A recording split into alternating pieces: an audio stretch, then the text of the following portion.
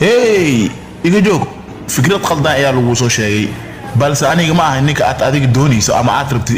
inaad bishid ma ahan aniga qofka wax ka soo haleeyay waalidiinta inaad dilaa dad umaleysi top biskooldan qabso igu fuwaatana biskoolada aniga bastool xaan ka qaadanaya hadaaba adiga oo dhuhaysid bistooladan hooy ugu dhufo